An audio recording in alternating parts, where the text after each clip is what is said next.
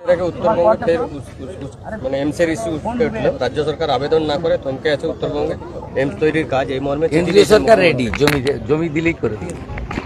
Lottery কেলেঙ্কারির তদন্তে কাল থেকে জমি দিলে এখানে একলব্য স্কুল হবে।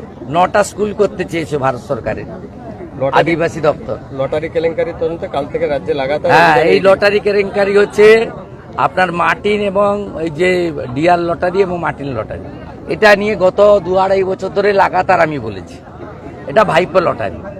তৃণমূল কংগ্রেসের ইলেকটোরাল বন্ডে ফান্ডে 600 কোটি টাকা দিয়েছে, রাজ্য সরকারকে 4,500 কোটি টাকা ট্যাক্স দিয়েছে।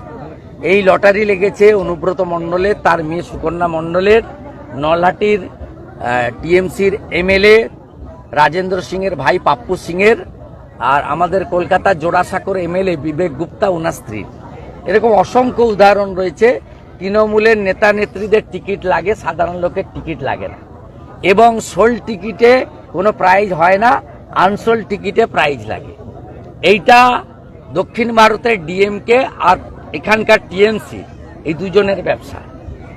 অর্থাৎ সঠিক জায়গায় ঘা দিয়েছে। আমি গলা ফাটিয়েছি 2 বছর 2.5 বছর ধরে, ঠিক জায়গায় হিট করেছে। প্রমাণ হয়ে যাবে রাজ্যের বিরোধী দলনেতা যে লাগাতার 2 বছর ধরে অভিযোগ করে এসছে, সেটা সত্য প্রমাণ হয়ে গেছে। লেক মার্কেটে একটি আবাসন থেকে 3 কোটি টাকা উদ্ধারও হয়েছে, ইডি উদ্ধারও করেছে 3 কোটি টাকা এই লটারি কেলেঙ্কারি। অনেক কিছুই হবে এর সঙ্গে। ভাইপো সরাসরি যুক্ত, প্রতীক জৈনরা যুক্ত, আইপ্যাক যুক্ত। এর ডিল হয়েছে চেন্নাইতে বসে, এবং আইপ্যাকের তৎকালীন 2021 সালে ভোটের সময় ডিল করেছে, জেতার পর থেকে এন্ট্রি দিয়েছে। এই জন্য পশ্চিমবঙ্গ সরকারের গৃহলক্ষ্মী, ধনলক্ষ্মী যে সরকারি লটারি, সেগুলো বন্ধ করেছে চোর মমতা। সরকারি লটারি বন্ধ করেছে, করে ডিয়ার আর মার্টিন লটারি ছেড়ে দিয়েছে।